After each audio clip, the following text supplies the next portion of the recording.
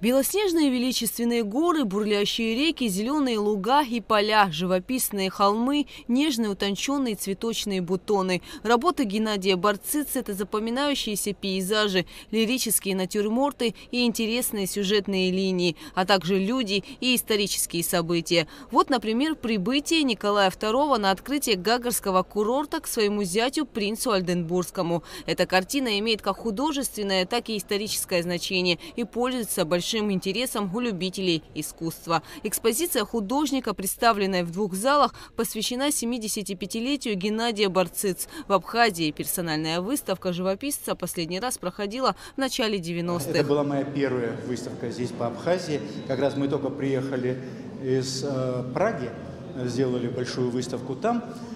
Потом по Советскому Союзу, тогда еще был Советский Союз, и завершали вот такой большой выставкой здесь, в Сухуми. Вот.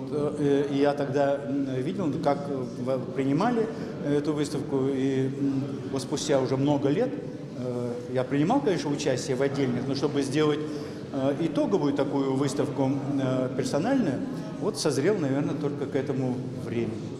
Работы художника имеют мировую известность. Они выставлены в ряде музеев России, Чехии, Польши, Австрии, США, а также в частных коллекциях и национальных галерей Абхазии. Многие картины написаны вдали от родины, в командировках по России, Турции, Узбекистану и другим странам. А Абхазия занимает особое место в творчестве живописца. Геннадий Шотович, его такие вот живописные впечатления, они здесь везде. Здесь есть и Стамбул, и Бухара, и Москва, и Подмосковье, и Волга. Но, конечно, самое главное, и такая вот, наверное, красная линия, это работа, которая посвящены Абхазии.